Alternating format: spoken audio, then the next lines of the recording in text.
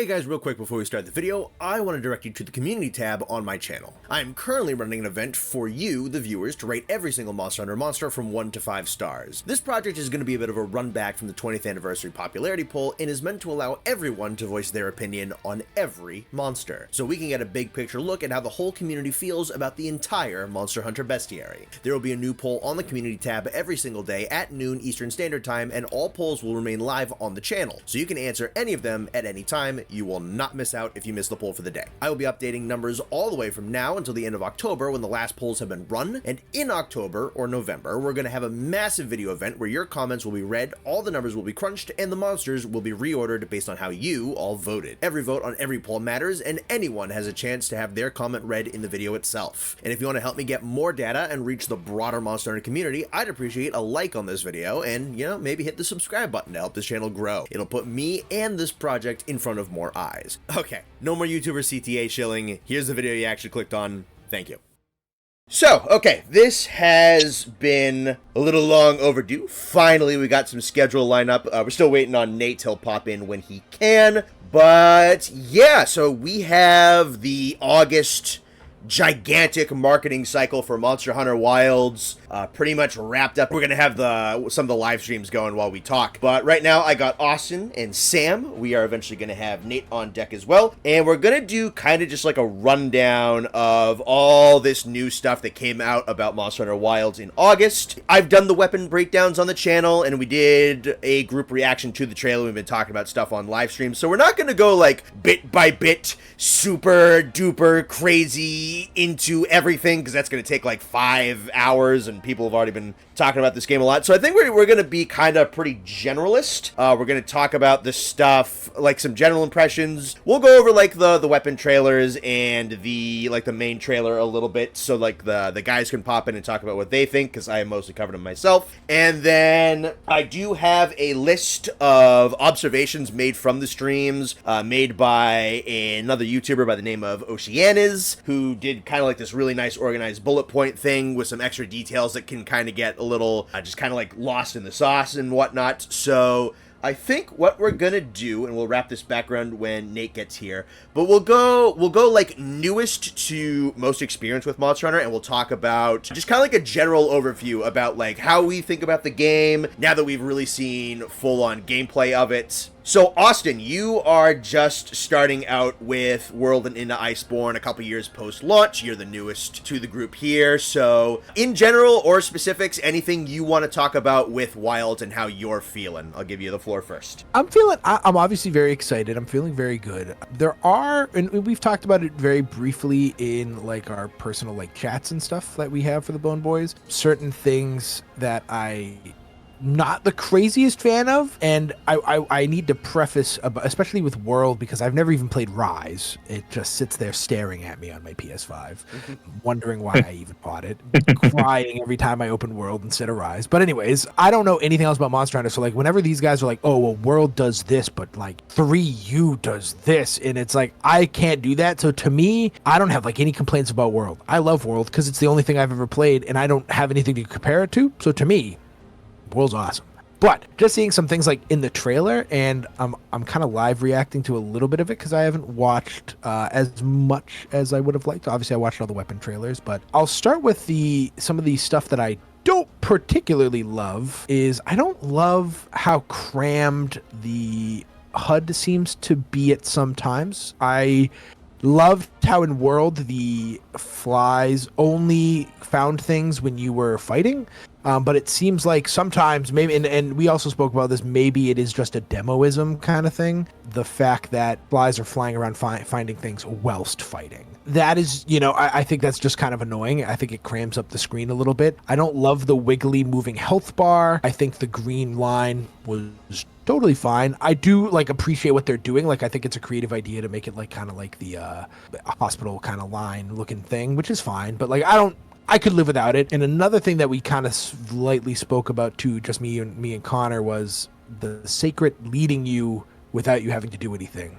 Yeah. I could live without it. I think that is kind of unnecessary. I also don't love the cop-out of, oh, I'm in danger, let me click a button and the sacred comes and picks me up. I think that is, especially for me, when I first started playing alone after we streamed a lot, and I was like, well, I need to fight these monsters alone. I don't really feel like I'm getting a real experience. I feel like half the experience is getting your ass kicked. So having this button that just kind of, healing is one thing, but like saves you basically, and he runs up and picks you up. Like, I don't know, I could live without that. I haven't seen any like weapon specifics that I'm like, oh, that's like, I don't need that. Like, I think everything they've done is cool enough and creative. The one thing, my honest to God favorite thing, is I hate World's map. I love that friggin' like 3D omnidirectional map thing you can like keep moving, and like I love that, how the map looks in this game. You can tilt it and zoom in. I love that. 'Cause I'm blind. I am blind. So like whenever he's doing it up in the top right now. He didn't even do much of what I was talking about, but it's so cool how like you can tilt it and get closer, and I need that because I can't see anything. I obviously will have a stronger opinion when I actually play them. The only part of the HUD I don't love is like the health bars and like the sharpness thing. But I love how the menus look. I think everything looks super clean, and like all the no loading times and stuff. You just kind of walk into a zone. I think there's a lot to be excited about, but I also think there's a lot of stuff that I probably could have just done without, just from I've only played World kind of perspective. So I mean, there's plenty more I could say, but I don't want to talk the whole hour like I can. But yeah, so those are like my first like knee jerk things that when I watched like one of those that day one Gamescom trailer, those are kind of the first things I've noticed is like, I could live without this stuff. I like this stuff. So yeah, that's like my initial knee-jerk thought. And again, I haven't seen as much. Like I am watching all this for the first time right now in front of my face. But so I'll try not to interrupt while anybody else is talking. But I'll take mental notes. Sure. Sam, you played World and Iceborne right around with us when it launched, so you've been around a little longer. Kind of like Austin, you don't have quite as much experience outside of it. When we play Rise together, it's basically gonna be your first time. Pretty much. Yes, but you've been around Monster Hunter a little bit longer, so in general, what are you thinking about Wilds? So I kind of agree with all of his, like, the pain points where it's like the HUD is a little messy. Like, even here, like, there's a lot of going on here. I did notice that, like, when you're choosing, like, for the lance here, for example, like, when you're choosing your combo, it's showing you what your next attack was, like, mid-thrust 1, mid-thrust 2. Like, it's just popping that up. And it's neat. I don't really think that's necessary. Whatever. I do think, though, one thing I will disagree from Austin, though, is that the scout flies finding things when you're in combat, because of how much I played World and Iceborne. I know, like, when I'm in certain areas, I'm like, oh, I know there's a herb here, I know there's a honey here somewhere, but, like, because I haven't played the game in so long, I don't remember exactly where it is. So it is kind of nice just to have that pinpointed to me already, kind of a thing. Mid-combat, because sometimes you need to go grab this nullberry, you need to go grab this might seed, or whatever. I personally kind of like it, but I think the rest of it, like the health bar too, for me is kind of weird. Like, I don't really need that green EKG the line kind of thing. It's not really necessary. I had to think of what it was, but everything else, like, I'm like super stoked. Like, I really like even like the minimap cool update. Like if we had this for the ancient forest would never be a problem to try to navigate through. I don't think I've seen it in these gameplay previews that have been here, but I'm pretty sure I've seen, like, where the quick item access menu that's in the bottom right, sometimes it has like a larger menu with like multiple columns. I don't know if that's like a way to navigate that further rather than just quickly tapping left and right on the D-pad like how I'm always used to doing. So I think if that's that change, then I like it. I've noticed that there are some new items like the large dung pod to help remove lots of monsters from a region. I think that's a cool change for things. The secret, cool idea. And I don't like the invincibility if it's just like a quick get out of jail free card kind of a thing. One thing when I'm hearing like all the promotional material say it'll bring you right to the monster, I do wonder, and I don't know if this is confirmed or not, so Connor or Austin, you can like confirm this for me or not, but when they're saying it like brings you to the monster, does that mean like without finding any tracks, or does that just mean it just brings you to it immediately? Like, you know what I mean? Do we have any confirmation for that? In the day one Gamescom trailer, I am almost positive he literally picks the quest, runs out of the camp right down the hill, and that sacred is immediately on the trail. Does that mean I know for a fact they've taken out footprints and whatnot? No. I have no idea. Yeah, that was my main question for that. Maybe if it's for like a quest specifically, you don't need it. You just kind of hop in. And Like if this is like a demo thing right now. Yeah. Connor said that a lot too when we were talking. Maybe it's all just demoisms, and maybe it's not really, because I mean this is like pre-alpha stuff, I'd imagine. So like I don't know, but yeah, when I watched that day one Gamescom, he like turned down the hill and was on that, which that I don't love. Yeah, no, I agree, because I did like the whole thing with the World and Iceborne of having to actually find these tracks and like gather like the mucus or the bone or the material or the whatever. Like I liked that stuff. Well, actually, back up like 20 seconds, Connor, in this video, because he was just doing it to the top right. The very top right guy was the first one out, and he is just off. He's just running, and he's just. I don't think he's found anything, and he is just on the case. Questionable. Taking the hunter out of Monster Hunter, kind of. Yeah. No, it does seem to be doing that. But other than that, like I'm so excited. I want this game right now. Yeah, for real. I can speak to the tracking a little bit. Well, kinda. I've heard some kind of like back and forthy type of stuff that like, oh, the first time you're going after a monster, you don't know exactly where they're gonna be, so you kind of have to find them the first time. Does that mean that there is gonna be tracks and they're just not in this demo? We're not sure. I have always personally really liked the tracking. I wish it was expanded on. It doesn't seem like this game, at the very least, I don't think this game's really going to expand on it all that more, which I think is kind of a bummer. Like the stuff with like the tracks and the bone piles and like the little bits of teeth or whatnot stuck was way cooler than original Monster Hunter, where you just you tagged a monster with a paintball and there was a little pink dot on your map that you had to follow around. And then Rise really didn't have any tracking, so this one might not have much of it either, which I think is a bit of a shame. Because yeah, that was like the cool big new, or one of the cool big new things in World was that like you're out hunting, like you kind of knew approximately where a monster's territory was, but you gotta like use clues to go track it down, which was cool. So I'm a little disappointed that I was hoping they were gonna double down on that. It seems like they might not. Yeah, I was hoping so too. Other than that, because that's kind of what we were specifically talking about. So I've played Monster Hunter more than anybody in our group, minus Matt. Matt's the only one who's played longer than I have. Wilds is kind of shaping up to be a lot of what I expected, which was it's a game that's gonna make Monster Hunter World look kind of like a proof of concept. The maps look way bigger. The amount of stuff that the animals do as animals is nuttier. The weapons are a little bit crazier. The interactions with the environment is really cool. The maps are a lot bigger, so there's some tiny little areas. There's some gigantic areas where I'm sure there'll be some cool set pieces and whatnot in there. The monster like classification and diversity is being bumped up. It feels like, oh yeah, we know you loved World. This is what we're gonna do to a game like World, with a game's full of experience on our shoulders and a way bigger budget and probably 2 whole more years of development time. And as someone who has played through Rise and Sunbreak fully, there's a lot more Rise DNA in here than I thought there would be. So, for instance, World had a couple of like animals you can interact with and stuff like that for help. There was mostly just like the paratoads and whatnot. This one has a little bit more in terms of like animals that have little abilities and little items and whatnot that you can gather for assistance in battle, which is a thing that Rise really leaned into. It seems like almost every weapon is going to have some kind of advantage with a perfect timing. Like what we're watching bottom left right now is like one of those perfect block clashes right there. So Rise had a lot of stuff to do with weapons having set counters. This one seems to have more like perfect blocks, perfect evades, and perfect parries, rather than counters, which is far, far more preferable to what Rise had, but it's still kind of an expansion on what that had. And a good amount of the weapon kits have some new attacks that Rise brought to the table with, like, their wire bug abilities and whatnot. So I'm actually pretty happy to see the amount of Rise that seems to have found its way into this game. Wild seems to be Monster Hunter World with Rise DNA and some Frontier stuff in there too. Hopefully we eventually see some monsters in there proper, but it seems to be like a really cool blending of a lot of stuff. And there's some MH4 in here as well, with like certain locales and characters and whatnot. But it seems to be a game that really, really likes the history of Monster Hunter and is doing its best work to blend a ton of the best aspects of the previous games with a chunk of its own identity. And like Austin was saying, there's some quality of life in here that I'd be more than happy to turn off.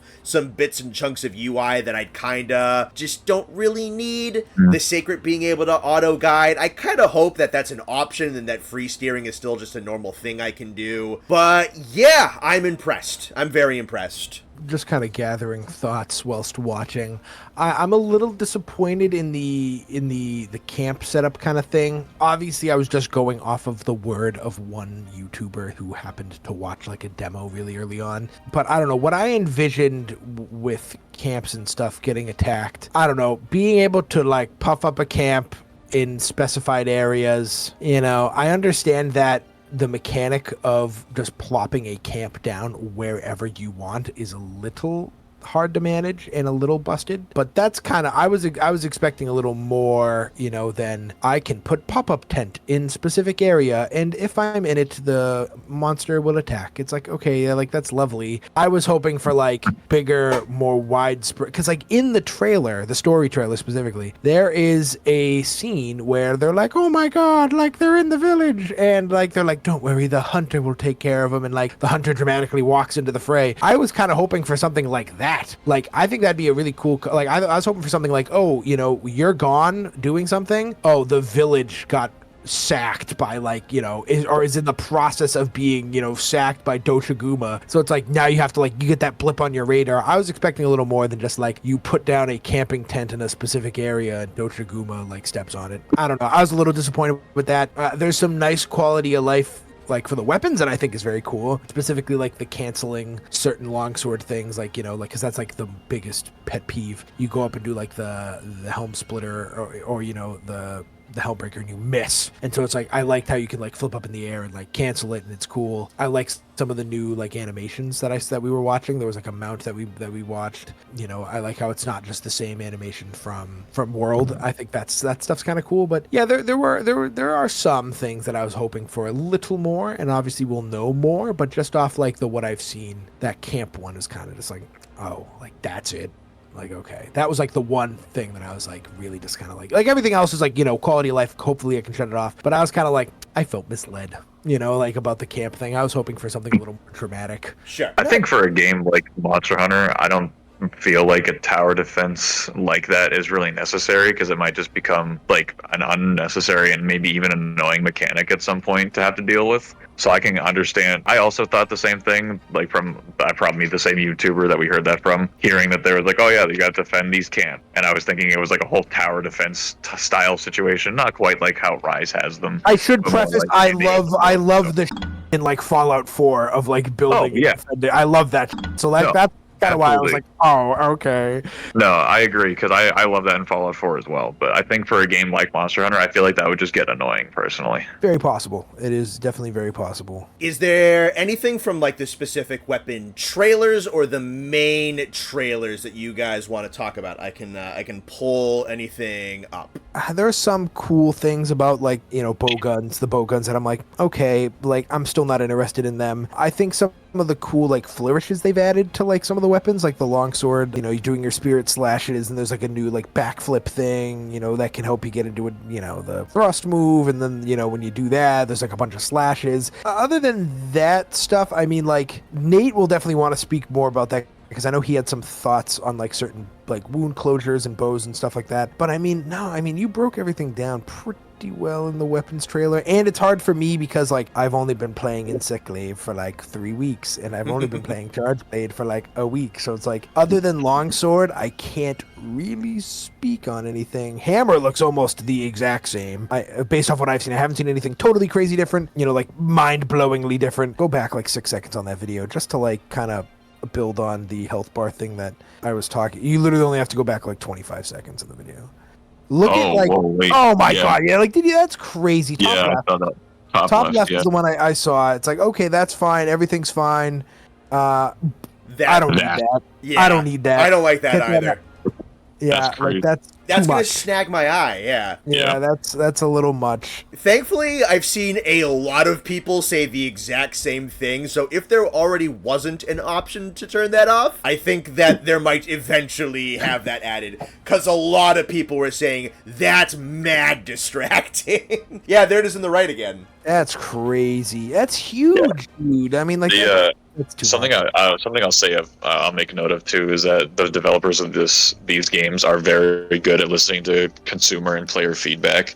Because I remember when for Iceborne, I remember with the guiding lands and the whole grinding of the regions. Like I remember it used to be so much more heinous. It used to be so much more difficult. And they like during their live streams, like in the announcements of the next community or the next game update for the next monster coming out, they would just be super upfront and be like, "We heard your feedback. We know it's not as great as it should have been. Here's the adjustments we're making expected by this date." And they were just super open about it. So like with this kind of stuff, I have no worries that they're just going to fix it and like listen to what the community wants. Sure. Is that big health bar wiggle, is that supposed to warn you of certain attacks? Because yes.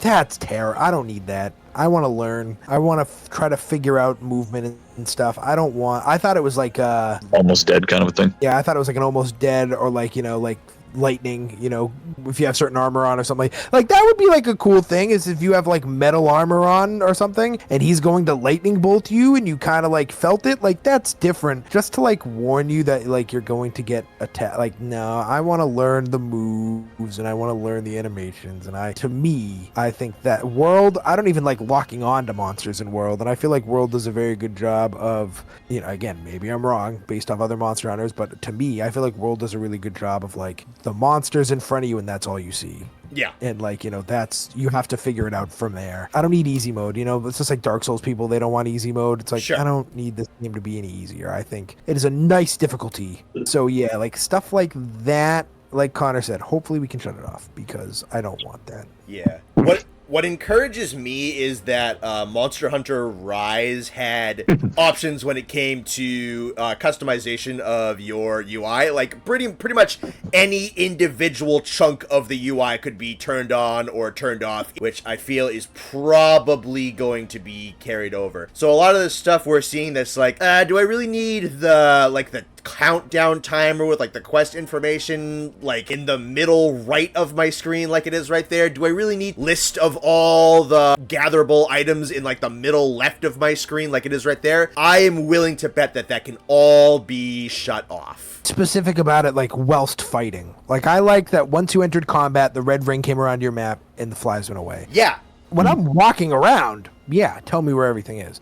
But like there was on one screen earlier, like a few minutes ago, he's in the middle of fighting and there is literally a menu so big on his left-hand side that he had to scroll through it about what was around him. I don't need to know that there's a stone and a wiggly leechy, stuff that can help me, maybe, but like I would rather just have it not be there at all. Yeah. And I will totally preface, this might just be a build where that's not programmed yet. Yeah, exactly. I mean, this could all be just like, this is how it's going to look for the demo specifically. Yeah. I'll turn to you then, Sam, because number one, you weren't here when we did the reaction to the trailer, if you want to talk about that, but also anything specific from any of the weapons that you would want to talk about.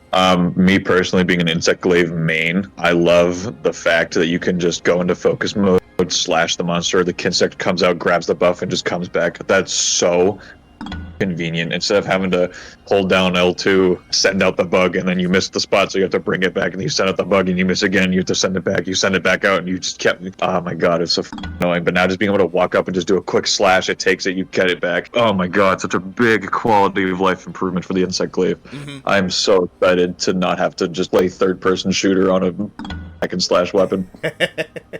Do you care that you can't bounce in the air anymore? Like, you know how like in World you can like jump in the air and mash circle, and every time you hit him you bounce back up in the air? Oh, is that not a thing? I'm almost certain they got rid of it. They're nerfing it a little bit, yeah. The nerfing is fine. I think in the trailer they just showed, I think what happened was a mount. So I think it was just led directly into the mount attack. So I think that's what that was, if that's what you're talking about. There is that, but they've also talked about the fact that, like, the continuousness of the Insect Glaive's, like, aerial movement is being tuned down a little bit. It seems like they want the grounded moveset to be a little bit more utilized. Well, the grounded moveset, like I saw a lot of people talk about it when like World Iceborne came out. The grounded moveset's where you're gonna get most of your better DPS, which is very true. And sometimes just being up in the air, just kind of you miss out on like the damage opportunities. Yeah. So being out in the air not as often doesn't really bother me that much.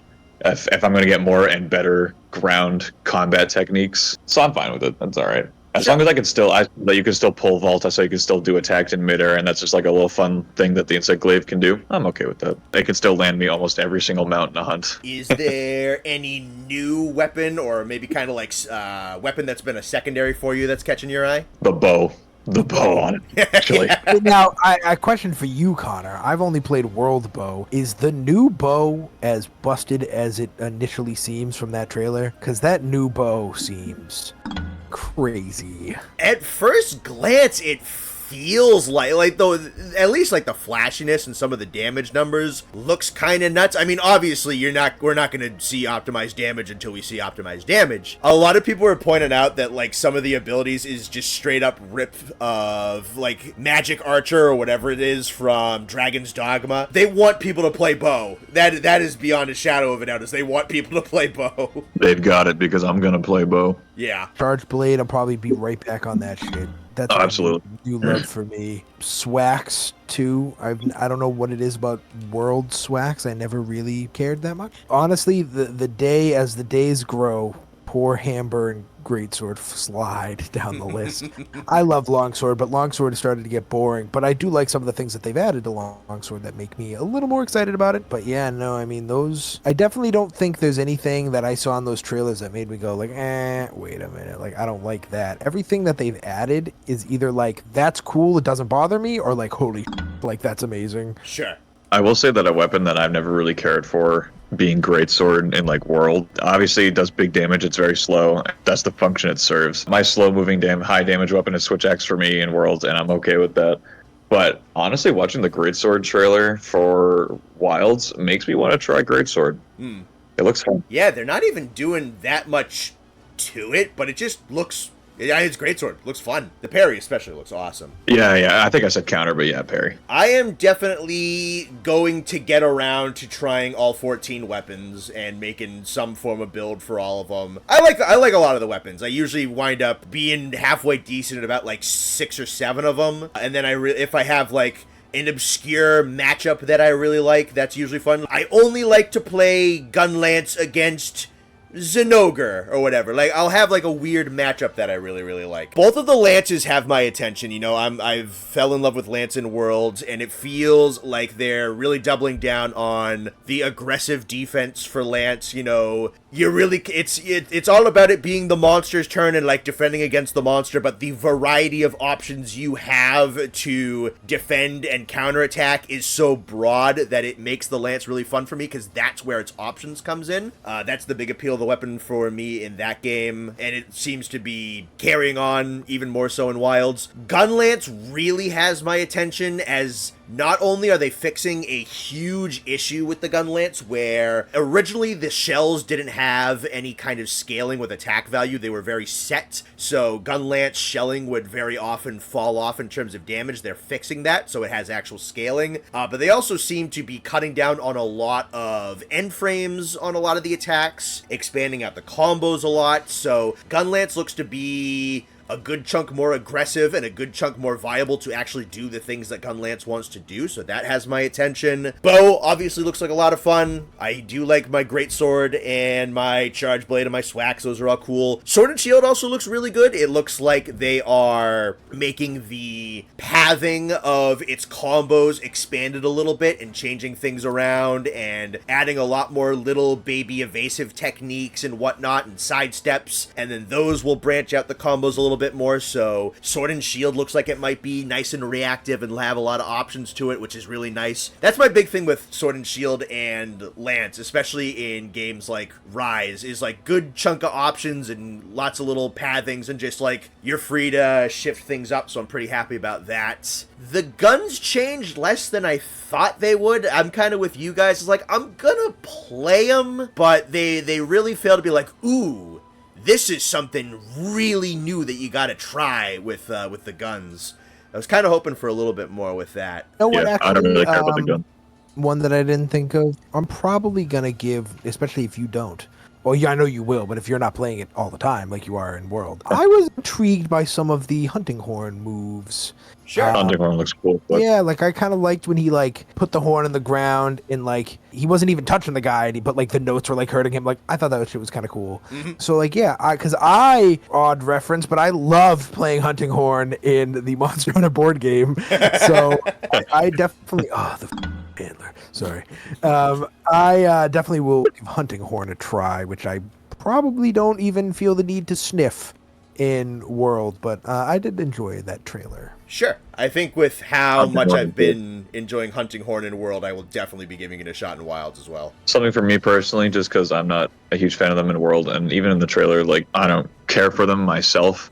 I don't really like dual blades. They don't really do anything for me. Except for like Levi Attack on Titan bullshit. Like I don't know. I know that dual Yeah, the blades. Sonic the Hedgehog spin there. Yeah, I know that people love dual blades, and I know that they're like the weeb weapon, so you think that I would like them, but I don't know. I don't know. They're not for me. They're not for me either. So I'm kind of in the same boat. And then like I don't know, like you said before we even started streaming, I don't give a shit about the guns either. Like leave the bow guns at home. I don't care what you did. I know that which one was it? I know Matt was really excited about one of the bow guns, and but like I don't know. Even those trailers, I was like, I'm not here to play Call of Duty. You know, like I want to go hit the monster. Yeah. I agree. Of the four of us, I think I'm probably the only one who's going to touch them, and even at that, they're probably going to be... No, Nate probably will. He plays light bowgun a little bit. I'll see if I like it. If there is some busted Safi Aqua Shot type, he'll be all over it. He'll find out. That's so true.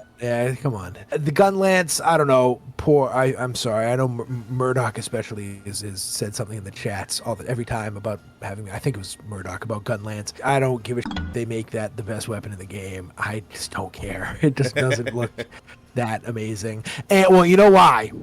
I'll tell you why. Gun, Lance, and Lance, the very first sentence of the Lance trailer was like, masterful defense, and I'm like, blocking? Who blocks? I don't even block with Greatsword. I hardly block with Charge Blade.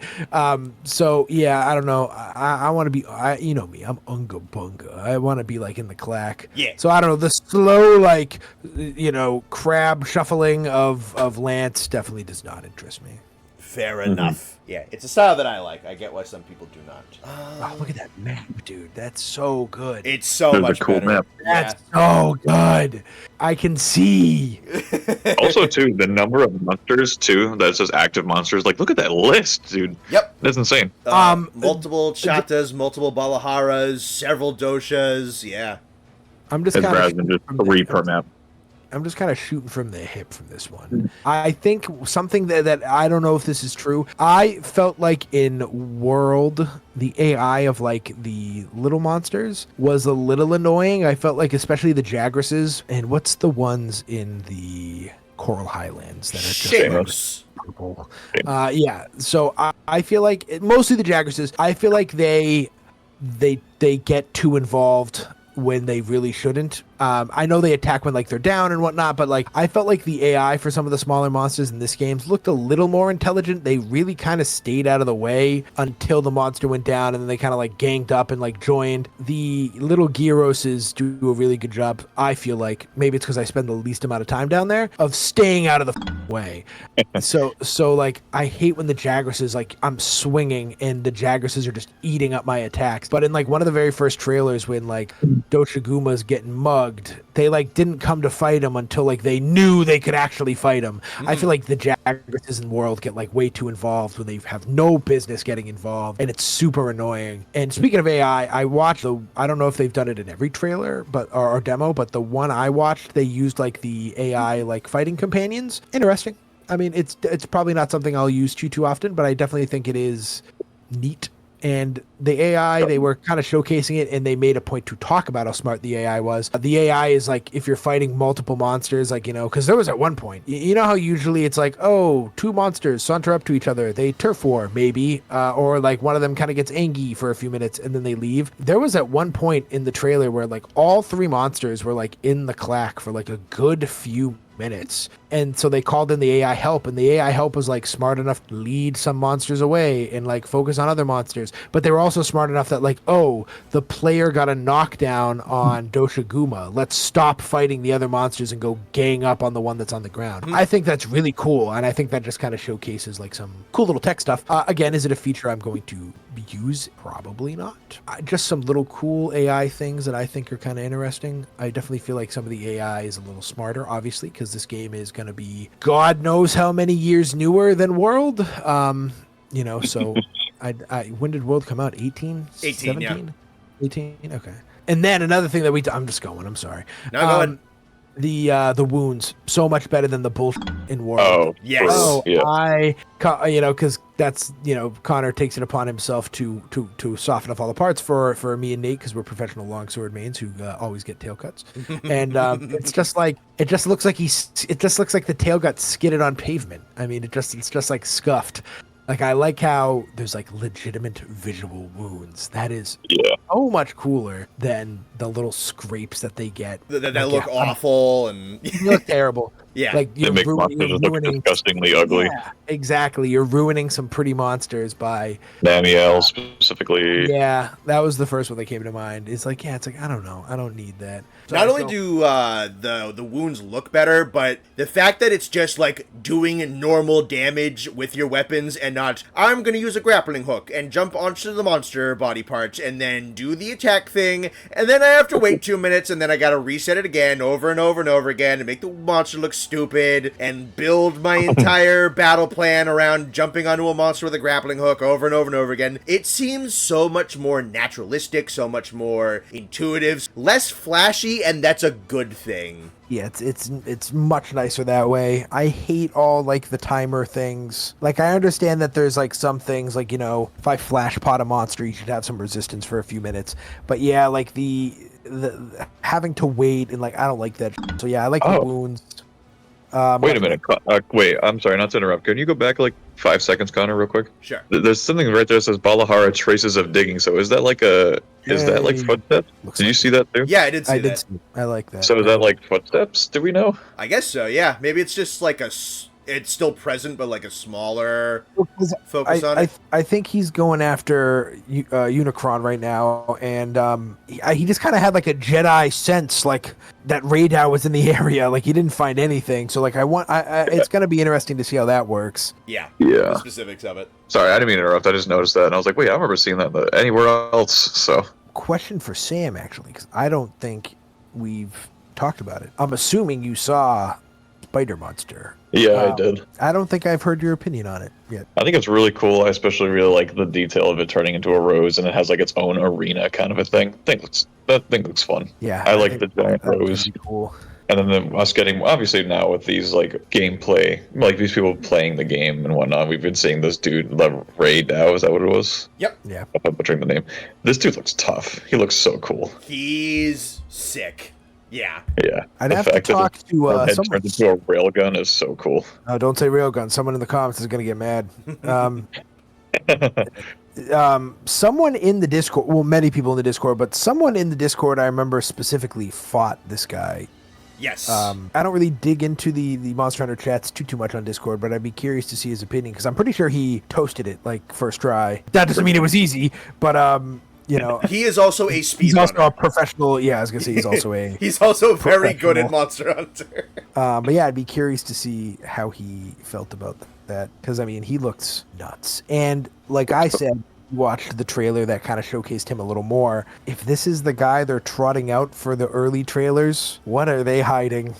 Yep. Because yeah, what that would indicate is that there's a guy cooler than this guy. Oh yeah, is just crazy thought. I don't know. I think that guy's so sick, and I can't wait to. I don't know. I can't wait to fight that guy. I don't know what I want. I don't know if I want more new guys or if I want more returns, because obviously I haven't played the returns. I haven't played any returns. I haven't played Rise, so I don't have any attachments to some monsters like some people in the Discord do. Sure. So like I don't give a if Baroth, doesn't come back, so I don't know what I want. I don't know if I want more new or the only one we know is Rathalos is the only, and then we know some of the armor ones, but the only one that we've seen on screen is that like 5-second clip of Rathalos flying off into the distance, and that's like pretty much it. Yeah, like having returning monsters is always great. As someone who's only played World and Iceborne and like a little bit of Rise, so I kind of know the roster that's in Rise, and I've seen some of those returning monsters either from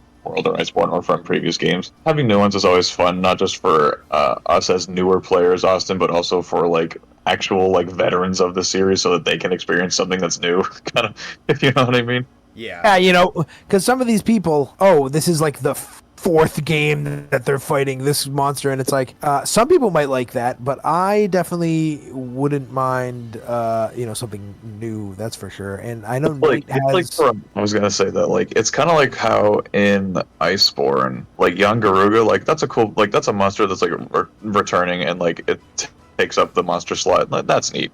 But for me, scarred young Garuga didn't need to be there. Like, it's just young Garuga again, but one of its eyes is scarred. Like, why is this a whole slot? Yeah, this could have been anybody else. I hope they don't do. I would rather, and don't get me wrong, I understand. Like, there's a few spots that I'm just kind of like, honestly, one of them, and this is kind of opposite of what you said. I wish that Paolumu was gone, and I wish it was just Nightshade Paolumu. I agree with that. I wish that. Honestly, like there's a couple of them that are fringe, like God, his name eludes me. Pookie, yes. They're both fine, but I could definitely live with just regular Pookie. There's some other things about Pookie's, Coral Pookie's fight that are better, but I don't think he was necessarily required. So I'm right with you, honestly. That was a good point.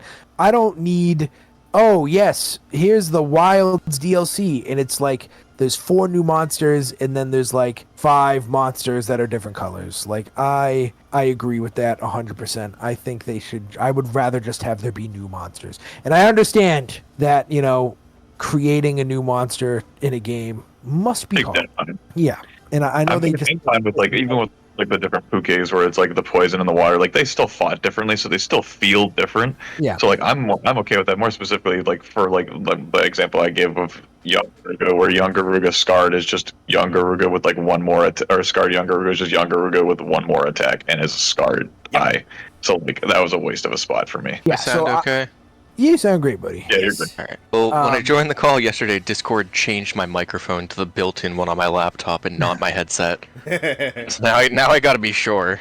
Yeah, you sound good. So Nate, I'll lead you into our conversation that we were just having. I know that I'm not going to call it a theory because I know you don't actually like believe that this is possible. But you've mentioned before that like there's like a non-zero chance that no one returns. And I know we kind of had that brief conversation one of the last times you streamed. As someone who's played, Connor, this is for you too. As someone who's played more Monster Hunter than Sam and I, are you expecting certain returns? Are you like, would you be mad if certain, or like, would you be okay if it was like mostly new monsters? Because you have more attachments to monsters than I do. Like, I don't give a Baroth comes back, or even like monsters that I like Barioth. Like, I don't care if he comes back either, because I haven't played as much as you guys. So like, as someone who's played a lot, are you kind of like hoping there's returns, or could you live without? I mean, I'm definitely hoping for certain returns. I'm definitely not going to be heartbroken by any means if there are no new or no returning monsters at all. I think it'll be a bold step. I'll have to see how my feelings lie in the long run if that happens, but honestly, I'm more or less just happy for a new game. I've put a collective, I think, 2,000 hours into 5th gen Monster Hunter, and I'm looking for something new. So there's definitely like, I want to see certain monsters come back. I want to see my guys come back. I want to see my favorites like Royal Ludroth come back. I want to see Lagiacrus, Agnactor, all of them. Like, there's a ton of monsters I like. There's an incredibly short list of monsters I don't just flat out love in this series. So yeah, like I want to see them back, but I'll take what I get. I can't say I'm too picky. I do think there's some that are almost safe guaranteed bets that we're getting back. Again, well, yeah, because we no know proof we're that anything's coming back. Like, we know that Rathalos will be in there, obviously. Which also probably means Raytheon's coming back too. Yeah, that was my next one. Yeah, Raytheon, and then so you guys can speak more about like the the guys who have been like around. But yeah, I as a new player, I wouldn't mind mostly new, because I was saying right before you showed up, I don't love how some of them are really good. Like obviously like some of the monsters, like when they get into Iceborne, they're better, but then some of them are just like, it's the monster with a different color, and like I don't want that. I would rather have more new monsters than returns. And so same question to you, Connor, like, do you have, and you've played more Monster Hunter, you've played the weird Monster Hunters too, so like you've played friggin' Frontier. So like, yeah, like, do you have like a specific opinion? I think Nate said it very well, honestly. The amount of monsters where I would say no across like the whole franchise for this game, I could probably only count on my two hands. Maybe if I got to the toes, but it's a small... I feel the same way, yeah. Especially about I was going to say, there's probably like less than 5, and the majority of them are Gypsaros. Cthulhu. If Cthulhu's in this game, I'm rioting. I was just thinking the same thing. I was thinking Cthulhu Yaku comes back, I'm rioting. Get his ass out of here. He sucks.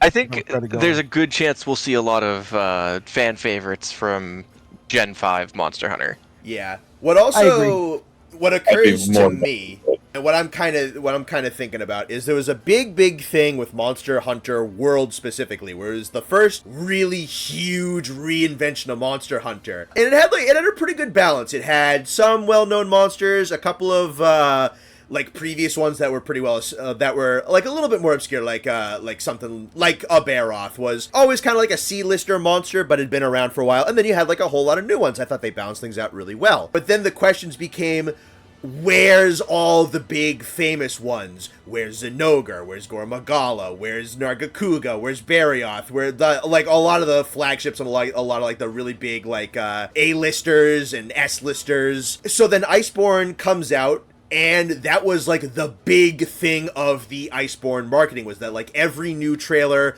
showcased a previous flagship and then teased a previous flagship, and then it showcased the one that it just teased, and then it teased another one. So if Wilds is a game that's like very, very new, doesn't have like a lot of the big showy ones, I'm a little nervous that it might kind of fall into something similar. It's like, I want to play with all my favorites in like all this brand new stuff, and then you get like a very, very similar kind of structure. So I'm almost kind of hoping that Wilds has a lot of very obvious picks, kind of like Rise did, so that makes whatever the expansion's going to be a little bit more interesting. Or they might just go kind of bold and not go with some of the big obvious famous ones, though that would be an odd business decision for me, because this seems to be like, this is the game, even more so than Monster Hunter World. This is like, they want this game to be big. So why wouldn't you do Zenogre, Gore, Laggy, Teostra, Kushala, these monsters that are kind of like slowly growing into more household name territory, slowly kind of becoming bigger names in the general gaming lexicon. So I'm kind of anticipating that there's going to be stuff like that. The other thing that I think Wilds is going to have an advantage with is that it has more development than its predecessors. We have a lot of assets that are already in the engine, whereas World and Rise kind of had to build up a new roster of assets. Way less of this game's development time is going to be hindered by COVID. It's really kind of only the pre-production that was going to be during the pandemic years. So, and then there's another thing with how big the maps are going to be. And if you're going to have maps this large, you probably want some pretty good biodiversity per map. So I have a general suspicion that the roster of this game is going to be pretty chunky, and I think it's going to be a good blend. I think they very wisely stuck to their originals. I think they are doing a phenomenal job with their originals, but there's going to wind up being a lot of old classics that I really want to see, and I hope that are in there. Kind of like Nate said, I'm really trying not to be too picky, because there's a lot of stuff from 5th gen that I want to see. I want to see a lot of new stuff. There's a bunch of stuff that I haven't seen since like Monster Hunter 4 that I want to see. There's stuff from Frontier that I want to see. I want this game to have a lot of new original stuff. That's a lot of to ask for, and I really kind of want to just trust the developers and know that what I get is going to be quality. Yeah, that's kind of the the duality of our little group here, because like I said, you guys have more to hang on to. I really don't give a if Hulu never shows up ever again, so yeah, I don't know. I'm just curious. I think we'll know a lot more once we know the flagship. Yep. Which has to be soon. I would imagine they can't hang on to that for much longer. Which when even is the next big thing? It's like that Tokyo. September 26th. Might be the 25th our time. Yeah, less than a month at this point. I would imagine that maybe just because it's in Tokyo, maybe I'm just tripping, but I feel like that's going to be the big one. That's when we're going to get it. I've said that before. I think I said it on the last kind of roundtable thing we did. Maybe I'm tripping just because it's in Tokyo. Maybe I'm just assuming, but I feel like once we see the flagship, we'll know a little more about like who's coming back, because if the flagship is what I think it's going to be, and it's going to be some massive monster or some giant like serpent type thing, I feel like if it's a huge monster, that could open up the door for even crazier monsters that Frontier has, to kind of be in there. Because if like the big guys are just kind of waltzing around, like if you can bump into like a Zora just kind of tramping through the desert, which I don't think is going to happen. I would love it to happen. Not that big, but maybe something that is. Yeah, I know Zora is much bigger than like the stupid mission implies, but like you know what I mean. Big, if those big chunky guys are just walking around, I'd die to see like Turtle Man, friggin' music turtle Blastoise guy, the red one. I was just thinking that too. I don't know his name. The whale, the music whale. I think that would be sick too. Dude whale. Yeah, I definitely. And then obviously once we see more maps too, I don't know. You can only get so creative with biomes. So like, if we see like an ice one, which I feel like is definitely going to happen, a lava one, which is definitely going to. I don't know how creative you could possibly get, with biomes and regions and whatnot, but I think once we know the flagship, we'll kind of have a better idea about like who's coming back. And I'm dying for more. Like I kind of said last one too, like I'm hungry and I want more, but like I'm still satiated, especially after all these demos. There's so much to watch now. Yep. Yeah. Something too, I was talking about this earlier, that I'm hoping for, which is, this is sound a little weird, but I'm hoping that they don't show everything in all the trailers. Yeah. No way. I want something secret. It's sounding for example, they might not. World Phase would be a surprise. Like nobody knew he was going to be in there. Mm-hmm. But like from what I know, I think it's just for base world. It was just him and Xeno that was a surprise, and I think everything else we knew. Yeah. Maybe Kieran. I don't know, but. Well, then you guys always say that, like, didn't Rise show, like, everything? It was a legitimate complaint. It got so bad with how much stuff was in the trailers that people were complaining that the trailers were too stuffed. I mentioned this on that podcast I went on last Saturday, but someone pointed out, I believe on Twitter, that for the next Wilds trailer to show us like the same exact amount of content that we would have had at that point in Rise's marketing campaign, the next Wilds trailer is going to need 20 brand new monsters in it and 3 new maps. Like that's how stuffed Rise's marketing was. That's crazy. That's insane. Don't jinx us, man. Don't speak that into existence. Yeah. Can you imagine the trailer's like 15 minutes long? They show like absolutely everything. Or every monster is shown for like 2 frames. I would be satiated, but I know there's people out there who want as much as humanly possible. I wouldn't mind. I want to know the flagship, and I want to know one more map. And I think after that, I'd be good. Sure. Yeah, I would agree. Yeah, I definitely need to cover everything, but I am very, very happy with the marketing campaign because I am starving for more. Like, this is exactly what I wanted, and it is painful. This is some of the best. The Monster Hunter Wilds' marketing team has created the single most enjoyable form of Chinese water torture that has ever been created. Dude, I'm taking vacation. Man, I'm telling you, I'm taking days off work. Like, I'm going to make sure that's my weekend off, and I'm going to take, like, 2 or 3 vacations, and I'm going to just 5 days straight of bone poison around, man. Because, I don't want anything to interrupt. Again, I don't think I could stand. I'm at work, and I know that you're playing. Like, I don't think I could do that. I get home, Nate's level 422 because it's a Saturday, and I can't do that. I can't do that. I'm going to be selling cars, gripping my desk. Yeah, man. You get away with setting up your PS5 at work. I would, dog. I would. They don't check it on me. They don't. I'm in an office. They don't fucking. I used to bring my Switch to work all the time. I'm hoping that, I've said this 1,000 times, March. It's coming out in March. And I think that's just an educated guess because I feel like, I know World came out in March.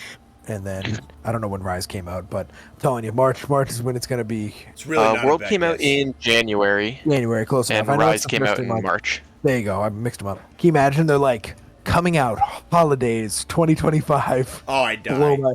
Blow my brains out. That'd be terrible. Is that episode of South Park where Cartman freezes himself so that he can he doesn't have to wait for the Nintendo Wii? He sent himself too far in the future. Yes, he does, and then he sends himself a phone call from the future. I think what we've seen so far, the gameplay looks like it's a really nice blend of...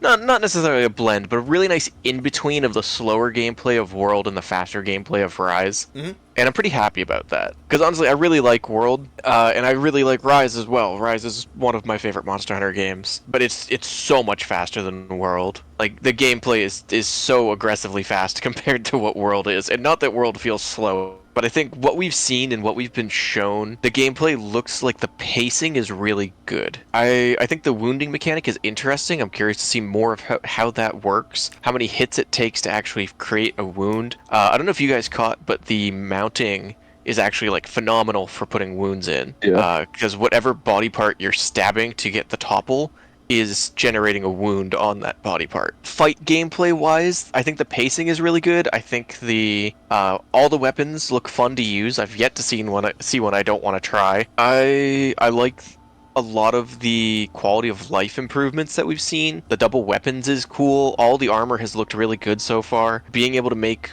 both the male and female armor looks great. Lots of stuff for fashion options. The Sacred's pretty cool. I'm very glad it's balanced. You know, Connor and I had a conversation when they first showed it, and I was legitimately worried that thing was going to be way too broken. But it looks like you don't really do damage while you're riding it. Your damage is like severely cut, but what it does is it generates the monster targets you. Ire is the word I'm looking for, like the Safi Jiva ire. So it's riding the Sacred is really good for getting the monster to follow you. As someone who hasn't played the game yet and has only seen the gameplay footage and has only seen the trailers, it's clear how much the development team wants this to be a phenomenal game. And that makes me happy. Because all these games are just fantastic. I love this series, and even seeing them at the show in the in-person sections, like you can tell all of them are so happy that the reception for this game is what it is. They're thrilled that there's 10-hour wait times for people to play this game in the tech demo. They're thrilled that people are paying attention to this game series that really wasn't as big until like 5 years ago. For whatever reason, World just clicked with people and started flying off the shelves, became Capcom's highest selling game of all time. They have the backing they need to make an even more phenomenal game, and it's clear that they love what they're doing, and that reflects in the game itself, which is just fantastic. Couldn't have said that better. I know that a lot of people in chat when we were, I don't remember what we were streaming, but Monster Hunter. Maybe it was, I think it was the Summer Games Fest, actually. I know a lot of people agree kind of with what you're kind of saying, is that like they really want this game to be good. And Connor alluded to that earlier, that I think, you know, they plan on this game being biggity huge, massive. And I think that is 100%. I called it, I think this is going to be like, and obviously, again, I prefaced before, I've only played World. I think this is really just based off like the vibe I'm getting from this game and all the trailers and like the extra time that they've taken. I feel like this is really going to be like the Elden Ring of Monster Hunter in terms of like quality of work. Because like I don't care what anybody says, Elden Ring is better than any other FromSoft game. You know, I have personal favorites, but I think Elden Ring is like peak game. So like I think that's kind of what they're hoping this to be, is like the big, you know, this is the Monster Hunter that everyone's going to play. Mm-hmm. People are going to play this one and go, I need to go play Rise. I need to go play. That's what I did. I played Elden Ring and I was like, I need to go play Dark Souls. I need to go play, like, I need to go play all these other games. So I think they really are planning on this being like, I don't want to say magnum opus, because I would imagine there's going to be more Monster Hunter games after this, but I think this one is going to be longer standing than maybe some of the other ones. Maybe they'll take more time between this one. Because what World was 18, so that's 6 years, 7. But yeah, so I think maybe for the next one they'll wait even longer. Who knows? Maybe this one will keep everyone satiated for a while. Like they're planning on it being so massive that they don't need to make another one so quick. But I know there's always those. I call them like the B team games. That's kind of how Rise felt, and I know people get angry that I said that, but Rise always kind of felt like the in-between game to keep people hungry. So maybe, keep people satisfied. Maybe they won't need that after this one. Yeah, that's honestly not even all that incorrect, because you have your main numbered games, and then they have kind of like your more experimental, usually kind of built for a portable-y type of game with a different team and whatnot. That's just what they do. There probably will be one of those after Wilds comes out between this and Monster Hunter 7. So the last thing that I have, and this is kind of just going to leave a little bit kind of bullet pointy. I mentioned this at the top, but there is another Monster Hunter creator, the name of Oceanus. He went through the live streams really, really meticulously and just jotted down a whole bunch of small details and gameplay choices that he noticed. So what I'm going to do is I'm just going to run through these lists that he gave, and I'll give you like a little window if you want to chime in on anything, or just what your opinion on a change might be and whatnot. So just like a little bit of extra information, and then we can wrap up. So the biggest thing from the top, which I'm sure we could talk about for like a little bit, is that they are taking away the gender-locked armor designs. So yeah, that's so cool. Seems like it's just going to be one armor set per gender, then probably like the expansion will have like the master rank sets. But yeah, no, they're not locking those down anymore. Yeah, I think that's fine. I know I know definitely a lot of, because we really don't have anything to complain about, but I know a lot of girls who play, they despise some of the female armor. So I know that'll be big for them. But, I mean, just like I said this in one of the last videos we did, there's one armor set that was in the weapons trailers that the woman set was way cooler. So Sure. I was like, I'm kind of excited. Yeah, I think it's just going to be fun. Like, I'll throw on a combat dress for a hunt. Why the not? This should be funny. Let's see. So the quest end timer can be skipped in solo play. Unclear how it works in multiplayer. So they'll talk about this a little bit more, but yeah, if we wanted, like, we take down our target, we wanted to stay out in the world, there is an option for us to go back to camp, but we can just disregard it and just stay out in the world and keep on going and do whatever. Seems to be completely at our fingertips what we do there. Yeah, they're really giving us all the things we need to make this a phenomenal streaming game. Yeah, oh, absolutely. This seems to go like it's going to be way more convenient. Yeah, just gotta talk. Yeah, Gotta see the cutscenes, man. Just gotta see. Yeah. I know it's gonna be fun to stream this one. Yeah.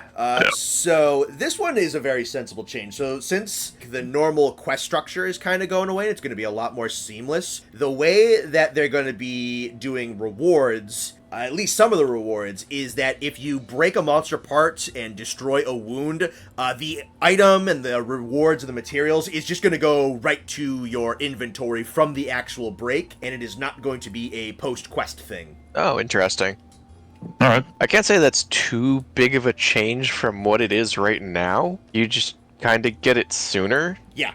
Yeah. It's very reminiscent, and I know Sam and Austin are not going to know what I'm talking about, but it's very reminiscent to leaving through subquest completion in the older games. Yeah. You're doing like just specific part farming, and you're just gonna chop off Diablo's horns. Like, oh, yeah, we got it. We don't have to fight him anymore. You just get up and leave. That might make specific part farming a lot more manageable, honestly. They make it a lot faster, yeah, for sure. This one's kind of cool, and the footage will have been on the streams at one point or another. They're changing how the monster carcasses is gonna work. So instead of it being just a hollow structure that you can just clip through, you actually like get up on top of the dead animal and hack at him with the carving knife from there. Just a neat little extra bit of immersion that I think looks pretty sick. Yeah, I've seen I saw that. Guma hunts, and it's really cool looking. Like, it's so simple, but it just looks neat. Just like stand on top of the beast that you've slain and carve from it. Like, I love that. That's cool. Mm-hmm. I am really excited for that. Just based off of the one time I saw it in the gameplay footage, the way you climb the Doshiguma carcass to carve it,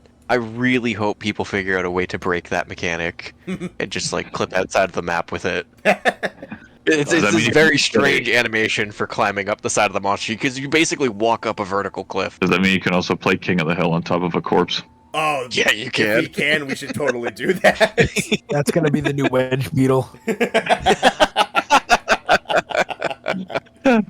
So this, I think, was elaborated a little bit more on in a Q&A, but talking about the way item restocking is going to work is, I believe, what's going to happen is that you can have some items stored up on your secret and whatnot. And the way I heard it described is that the handler, Alma, is actually going to, be out on the hunts around with you and will be looking for these opportunities to, go to your secret and actually put some of item restockings in there in the middle of the hunt. So that looks like how item management might change around a little bit. That way you don't have to fast travel all the way back to camp and then have to ride your secret all the way back to the monster.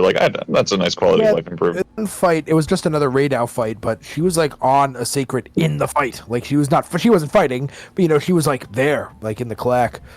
So I think that's kind of nice. It gives an actual use for the handler other than standing at the camp looking pretty, which is, I think that's cool. Yeah, that was actually something I was going to mention is I've always liked the idea of the handler as it's this kind of job title that they added in world is this is your collaborator with the hunter who this one is the book smart one. This is the one that has the tips and tricks and the knowledge and the know-how and everything. But it's the handler in world is just this chick who hides in camp and screams at you every once in a while, whereas this one's out in the field, seems to have a little bit more know-how, I feel like they're ingraining the actual handler profession into the game better. I agree.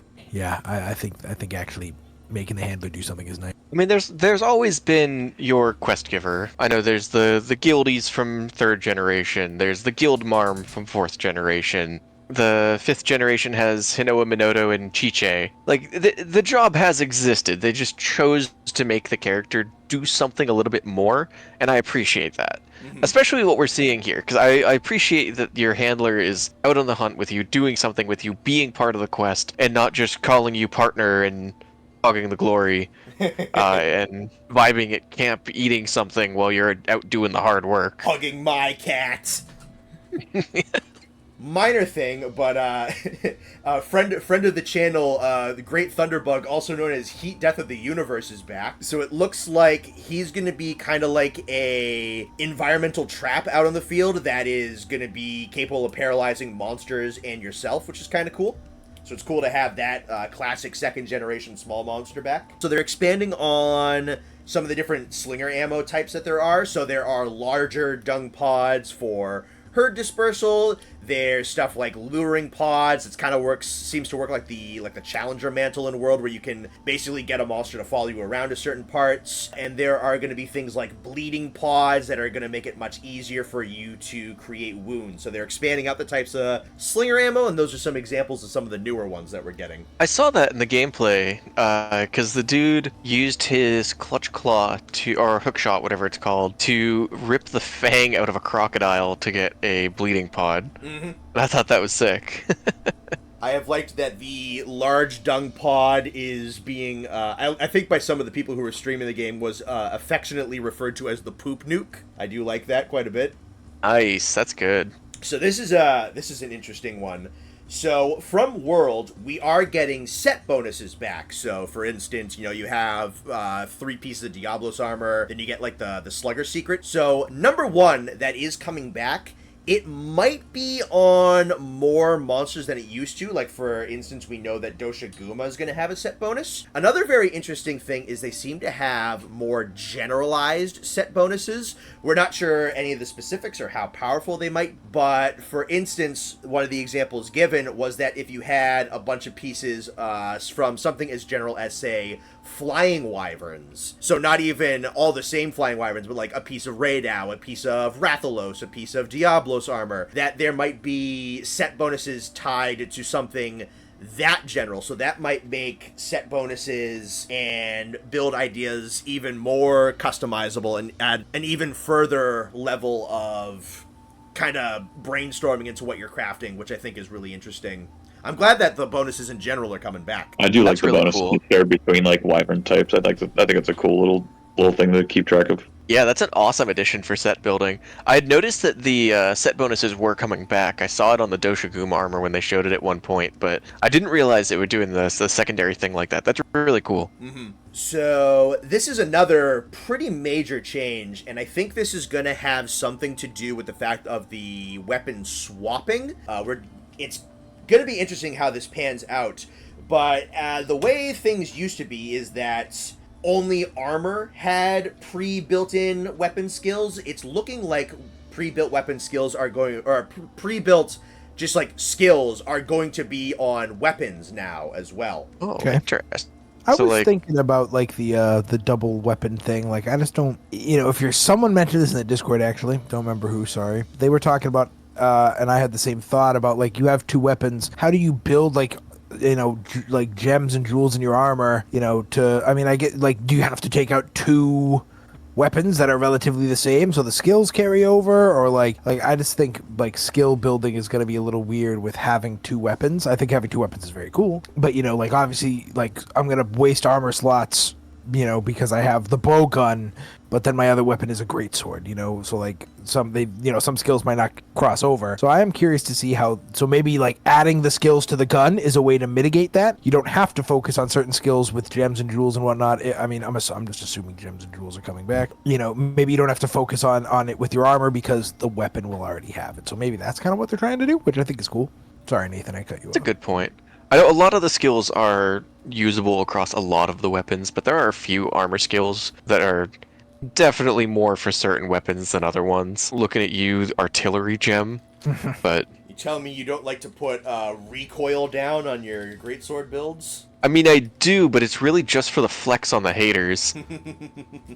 So like we were talking about with the fact that the quest structure is pretty much completely changing around, the way quests seem to be created is no longer going to be, you go up to a quest board in this game, but rather you go out into your location, you see what's out there, you mark what target you want to go after, and then like the marking of a monster creates the quest parameters, seems to be the case. So it's really going to be go out, see what's out there, and then that is going to set up the quest rather than the classical way of doing it. I saw that, but I don't think that means we won't have access to a quest board in certain quests.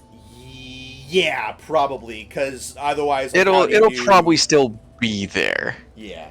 But it's more like hunting in the free roam turns into an actual quest rather than just free roaming. And that's definitely they're definitely tying that mechanic into like, hey, go hunt this monster, and you go find it and tag it on your map, and it becomes your key quest.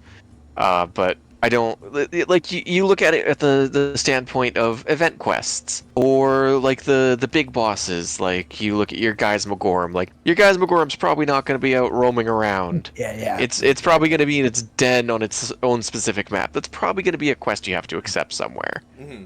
I like the mechanic a lot. I like that I can just tag a monster and have that become the quest. I like that the different monsters on the map have like the different reward values for their difficulty and whatever. I think that's really cool. I think that's a really nice addition to the game, but I don't think it's going to be the only way to do the hunts. Sure. This is something I talked about much earlier in like the general overview, but it seems like whereas Monster Hunter Rise was basically handing out counterattacks for everything, where you throw out an animation, you wait for the monster to hit you, and then you do like a big counterattack.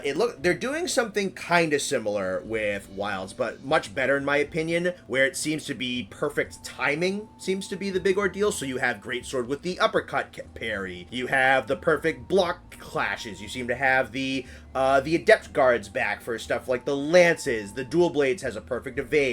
So it seems like counterattacks on perfect timings is going to be something very, very big in almost every kit. And I like this substantially more than what was going on with Rise. I know Nate is the only one who could really speak to that comparison specifically, but I do like my parries in my games and my perfect timings and whatnot, so I do like this change. Yeah, I think this is I think it's a really nice addition to the game. I'll say that flat out. Monster Hunter is a game with no skill tree. The skill building in this game is getting good at the game. And I think that the addition of perfect blocks and perfect dodges is a fantastic next step to that mechanic. It is a very clear, oh, I'm getting better at the game because I can do this now. And I like that. I'm very happy about that addition. We've talked about the pop-up camps, that they can be... It still seems to be a little bit up in the air of, like, if you can put them anywhere or if they have set spots. The fact that they can be attacked by monsters makes it seem like you can kind of put them down anywhere, but certain spots are going to be better than others. I believe that your camp placement is going to be the spawn points for the NPC hunters, so that's something you kind of want to factor in, is if your camp is going to get crushed but you want to kill those guys in, then it's going to be much harder to do. So I'm not 100% sure how free range the camp placement is going to be, but I think the fact that it can be knocked over by monsters is pretty cool, just in general. Yeah, kind of like what I said before. It doesn't need to be like some big thing or some huge focused mechanic, but if it's just like a little thing like that where you just have a little pop-up camp and like a Doshaguma comes by and starts to fuck it up, you're like, hey, get out of here. We talked about the 3D map. It's interesting what Austin said, because the 3D aspect of the map was created specifically due to feedback regarding the ancient forests. So that is why the map is what it is. It's a great change. So nice, dude. It's so cool. Every time it pops up, I'm like, yes. It's so crisp, so colorful. I love it. It tickles my brain. Mm-hmm. Not a big surprise, but certain monsters are going to drop rewards that will be different during certain times of day or depending on what season it's going to be. I think we already kind of knew this kind of stuff, but that's a cool little factor. It's going to probably make the planning of your hunts go a little bit differently. It's like, oh, the sandstorm's rolling in. If the sandstorm's rolling in, then Doshaguma's going to drop sandy fur. Like, we kind of need that, so you're kind of a little bit of extra planning around and just a little bit of extra detailing like that for strategizing for getting certain parts and whatnot is something that I think is kind of cool. A little bit of extra immersion. So that's actually something I'm a little bit worried about. On average, Connor, how long would you say a hunt lasts for you playing the game? Longer than 10 minutes. Exactly. Yeah, like 10 to 15. So if you go out on a hunt and go, oh, this Balahara has this increased part because it's the fallow season, and you go out there and you don't beat the quest in the fallow season, you beat it after the 10-minute timer in the sandstorm, and suddenly you're not getting the part you need. So I'm a little bit worried about that. I need to see more about how that's going to work, which is why I'm a little bit hopeful that the day cycles are a little bit longer than 10 minutes, and maybe the sandstorm is just 10 minutes. But we'll have to wait and see. Yeah, that's a good point. That could have just been a demo thing, also, I want to throw out there. We know that the tech demo was a timer. It's a good point, too. I didn't think of it like that. It could be just a 10-minute cycle on all three of them. I'm also sure that at some point in the game's life cycle, if parts are that hindered based on like, here, have fun, yeah, that, you know, or like an upsurge, kind of like you get like upsurges of like, this is a stupid example, like in World how they have like upsurge mining crops or whatever. It's like maybe they could do something like that with the weather, you know? Sure. Yeah, I don't think the parts are going to be limited to the weather, but I think the weather is going to affect drop rates. Mm-hmm. Yeah, because like clearly all they brought to Gamescom is what, you know, the 30-minute demo, because even the motherfucker who made the game are getting the thank you for playing screen at the end of the half hour. Yeah. So I think there's a lot of demoisms in this game, you know, things that won't really be there. And that is a really good point. I don't know. I feel like they're smarter than that to like hard lock certain things, you know, so that way it's like, oh, like Nate said, I don't kill it in time. I have to wait 30 minutes for it to be the next. I think they're smarter than that. I don't think they'll do anything like that. I think you'd be right about it. It is just the demo, so it's definitely going to be a little different. We're truly not going to know until we actually play. Sure. Another big thing that looks like they're really going to be expanding on is going to be the food. So, admittedly... Nate's excited. Yeah. Admittedly, food has gotten kind of lazy in Monster Hunter. You go to the thing, you click points. Either you're looking for like the life buff one so you have more lives on a camp, or you take like the daily, You're not really, there's like a couple of quests to get a couple of different menu items on there. Food has gotten a little kind of like whatever in Monster Hunter. Not that this looks like it's going to be the most crazy in-depth thing in the world, but it's looking like the buffs that you get for food are going to matter a little bit more. I know that there was one pointed out in the demo where like heat and cold resistance could be tied to what you eat and stuff like that. We know that different ingredients are going to matter a little bit more. They're going to have different visual aspects to them. And they're talking about the fact that certain ingredients can be, you'll either need to gather them continuously out there in the field. Certain NPC shops are going to sell different types of food and whatnot. And that harkens back a good bit to my general understanding of games like Monster Hunter DOS and a little bit of Frontier, where the ingredients were much, much more important. And there was more of an effort to go out and get like the specific individual ones that you want to make particular meals. And I think that's actually like mad cool, honestly, that little extra prep work to make food a bit more meaningful and not just plus 50 stamina, plus 50 health, get attack plus, whatever. I haven't read a single thing about food in World. I just go, that's the one, custom platter, bonk, or not custom platter, whatever the one right below it is. Chef's choice, usually, yeah. Yeah, Chef's choice, have not given a single, except when it's like eating for safeguard. Like, I don't think about anything when it comes to food, so having to actually think about it is going to be interesting. And I do like how Nate has brought this up. I like how like one of the coolest things about Breath of the Wild is when you pick your ingredients, you put it in the pot, and all the ingredients you picked bounce around in the pot. I like how like the ingredients you pick are like actually going to be what's on screen instead of just like generic fondue cheese bowl and big slab of meat. Mm-hmm. Yeah, from what I've been... It was very weird. It was very weird when like I played World for the first time, and it's like, oh, I'll choose the fish platter, and there's no fish. And I was like... Yeah, we've seen the food a couple of times just watching the stream footage as B-roll, but there's been stuff like big thing of vegetables, things of meat with mushrooms on it, like things like fish and whatnot. I think that's wicked cool. Yeah, I like that a lot. And honestly, I am very happy that they're making, like, getting ingredients and knowing what your ingredients do a more important thing. It's like Austin said, like, you don't need to know anything about it in World. You click the one that's glowing, and you get what you get. In the old games, you didn't even know you didn't know what the skills did. You didn't know what you were gonna get. You didn't know which ingredients were gonna give you what. I remember playing Try, and the only thing I knew was the 2 alcohol choices make my character drunk, and that's funny. And like that was it. That was what I picked every time. Like, I appreciate the fact that the game is gonna make you appreciate the buffs you're getting. Mm-hmm. A little bit more options with the character creator. All of the NPCs are going to be named like Rise, thank God. That's such a big improvement for the actual characters being real people. It's weird when everyone's first name is the. Yep. It's a regional thing. We do know that layered armor is going to be coming back. It's going to be unlocked over the course of the story. That's great. This is one thing we pointed out when we did the trailer reaction, but there's going to be some environmental destruction and shifting, like the fact that Raidou can like destroy some of the dunes and whatnot. So we might be getting legitimate terrain shifts. I am very much betting that in the Scarlet Forest there's going to be monsters that can knock down trees. Nice. That'd be cool. We know that the capture net is coming back with Endemic Life. That probably implies that we're going to have hunter rooms again. Hopefully some customization like the Iceborne one. I really like the Iceborne house.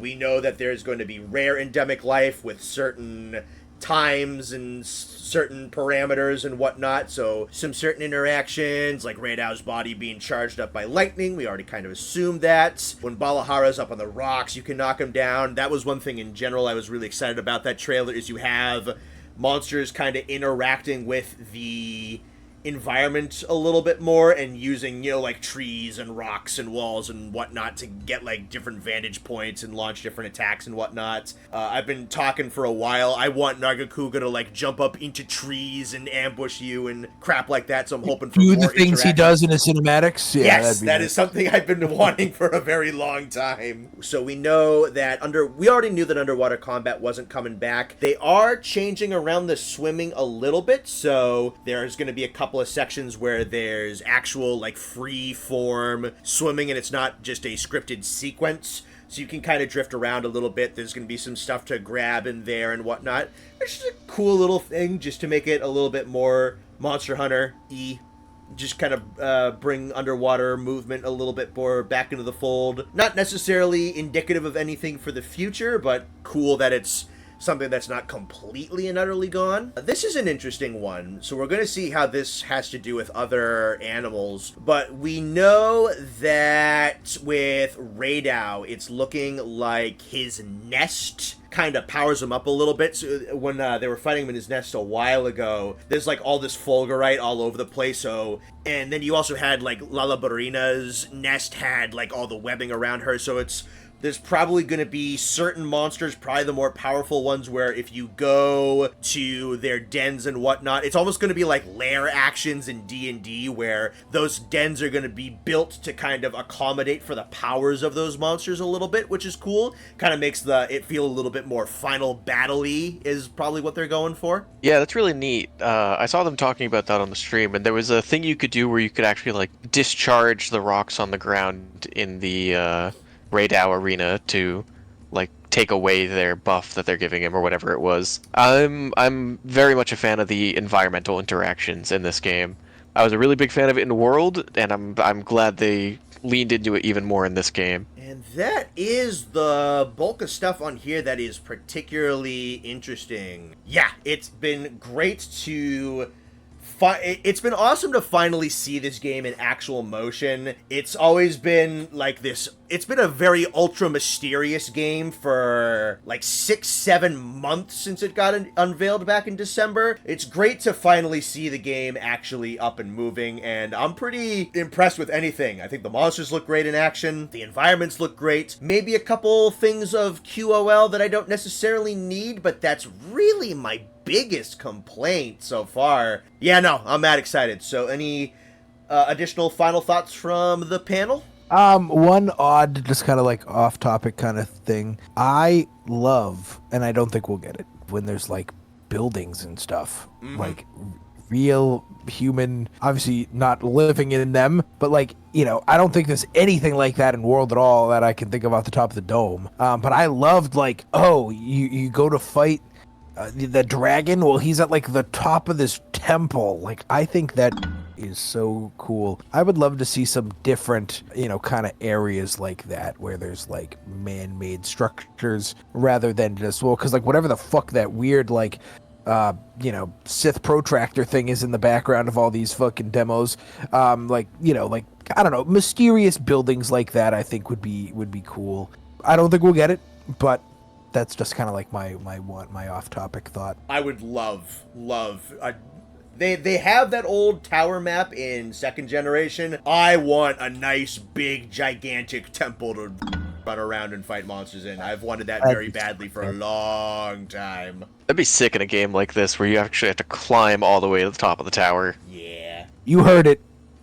The boys want Assassin's Creed type map findings where you have to climb to the top and observe. Yeah. They built the eagle dive down into. Yeah, Ubisoft, do your thing. Buy this company. Yeah, you know what? Make a real game. Yeah, you know what this game is missing? Unlockables towers. Yeah. Microtransactions. Make a giraffe monster like Horizon. And let's go to work. All right?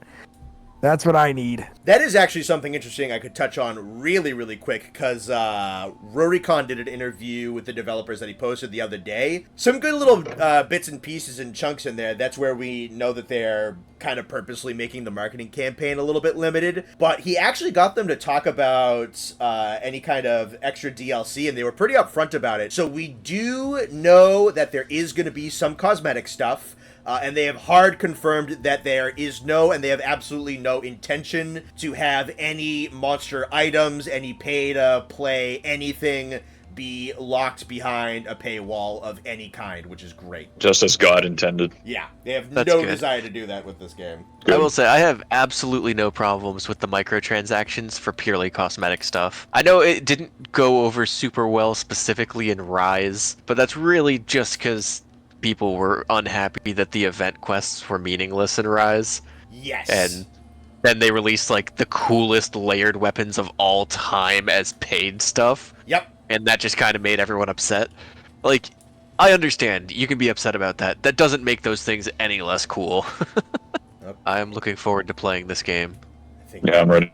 Alrighty. Well, thank you for joining us for this nice, big, chunky round table. It was nice to have the boys on. I don't know if we'll do a third one of these. Maybe we'll do one pretty close to when the game's coming out. This one I felt like was pretty important because this is the first, like, really big look at the game that we got. I don't think we're going to do, like, a round table for every individual trailer. We'll probably do, like, group reactions to those and stuff like that, though. But this was a lot of fun. So we will talk to you all later. Thank you for joining us, and have a fantastic rest of your day. This has been CR-Volcanic or Connor.